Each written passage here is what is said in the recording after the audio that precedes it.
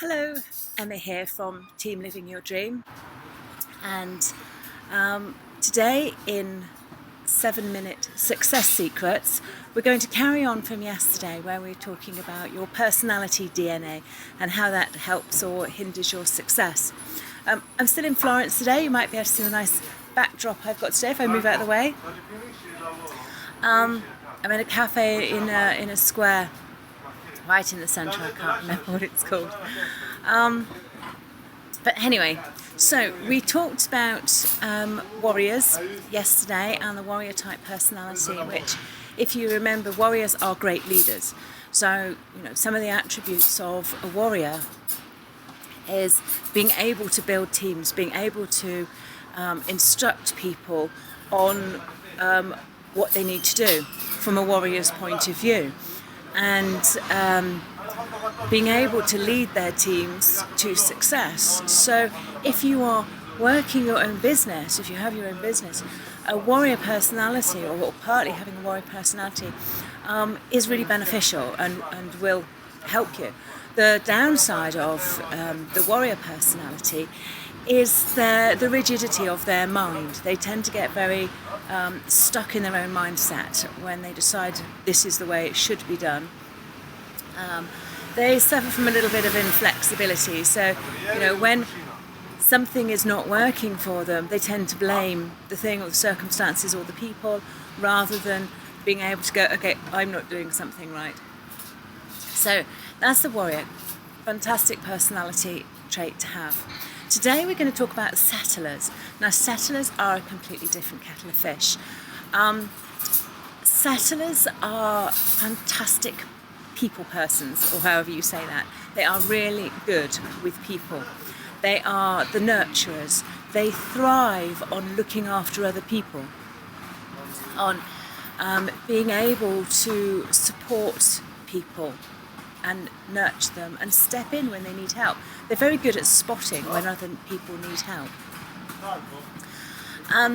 The settler personality, if the settler has its coin and it has two sides to its coin, both sides are about people. The one side is the positive side. That is great at building rapport with people, with empathizing, with building that community, with supporting people. So really good if you're building a team of people.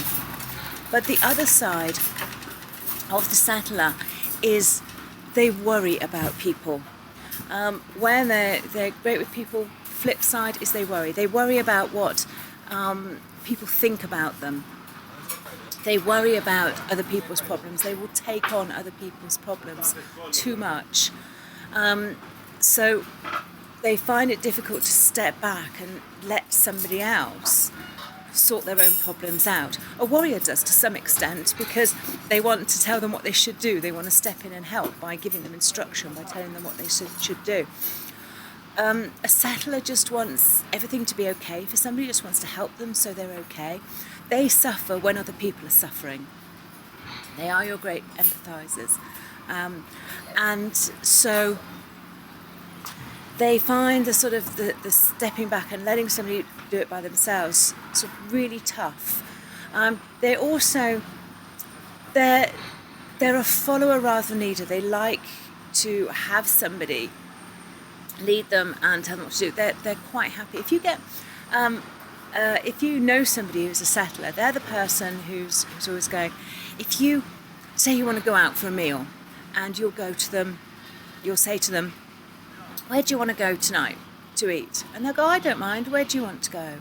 And you'll say, I don't mind. Where do you want to go? I'd like to go where you want to go. And they go, oh no, that's fine. Wherever you want to go, I'm happy with. And they are genuinely happy. They would rather do what somebody else asks them to do, or follow or go along. They're so easygoing. They would rather go along with what other people want to do. That's what makes them happy. If they have to make the decision, it will make them anxious. They will worry that they've made the wrong decision, that nobody else likes that, or they're being selfish, or for one reason or another. So from a leadership point of view, they are better being part of a team rather than leading that team. They are great at support. They were the person who spots somebody else when they're flagging and says you need a break, or goes and gets a coffee for somebody, that type of thing. They're very much homemakers. They are great with children.